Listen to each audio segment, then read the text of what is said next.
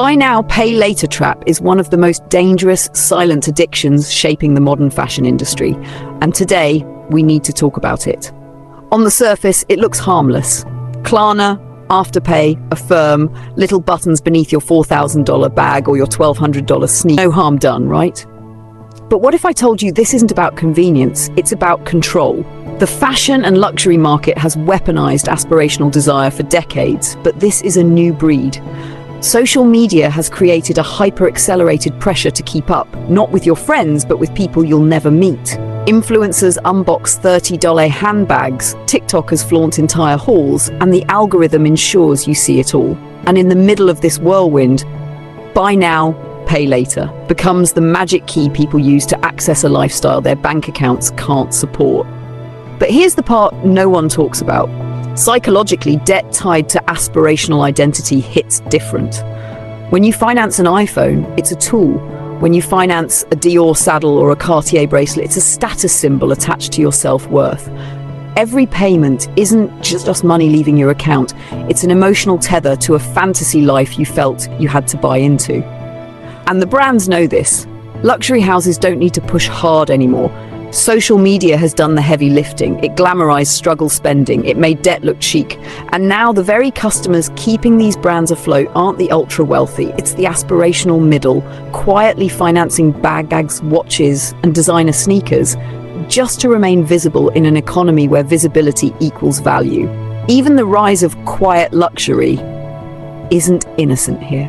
Because stealth wealth isn't about dressing for yourself, it's about appearing above the game. And ironically, that fuels a new market for understated but wildly expensive pieces, like the Rose $5,000 coats or Bottega's logo-free $9,000 bags that people still split into monthly payments. The result?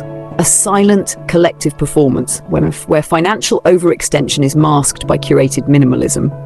And the irony is, the truly wealthy aren't playing this game. Real old money isn't on TikTok flexing. They don't finance their purchases. They don't chase trends. The culture of delayed payment is built for those desperately trying to breach rooms they were never meant to stay in. So next time you see that pay later button, remember, convenience isn't free. It costs peace of mind. And in the long run, your financial freedom. If no one's told you yet, you don't need to dress like a billionaire to build a rich life. Follow at GTWJMag for more deep dives like this, because fashion deserves to think deeper. And let's take this even further, because what no one addresses is how these payment schemes quietly reshape personal style itself. When your wardrobe is built on credit, it stops being about what actually resonates with you and starts being about what performs well online. You don't buy pieces because you love them. You buy them because you saw them in someone's haul, because it fits the algorithm's definition of elevated, because it photographs well, or because you need to signal you still belong in certain digital circles. And here's the psychological trap. Every time you pay later for a trend-driven piece, you're not just financing a bag, you're financing a persona, a version of you that exists for other people's perception.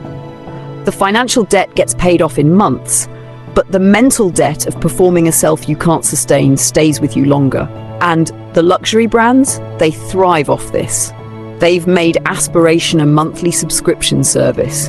Drop after drop, capsule after capsule, limited editions, VIP-only collabs, influencer exclusives. It's designed to make you feel like you're always just one more purchase away from being enough, from being seen, from belonging. And this is where the pressure gets sinister. Because even when you recognize the cycle, social media makes opting out look like poverty. Not participating gets read as falling behind. And suddenly basic financial boundaries like, if I can't pay in full, I shouldn't buy it, get reframed as negativity or broke behavior. That's why so many fall into it. And don't be mistaken, this isn't just happening on TikTok or Instagram. This is being quietly normalized by brands at every level of fashion. Chanel increasing prices twice a year, Hermes quietly limiting access. It creates scarcity so intense that buy now, pay later isn't a tool anymore.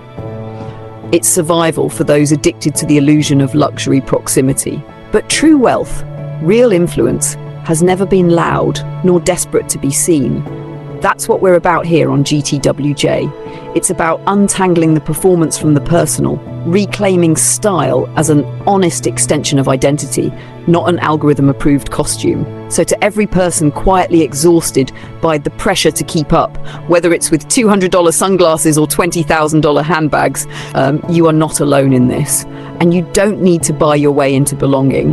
The most expensive thing you can own in fashion today is peace of mind. Make sure you're following at GTWJ Mag for more conversations like this, because someone in this industry needs to be honest, and we're it.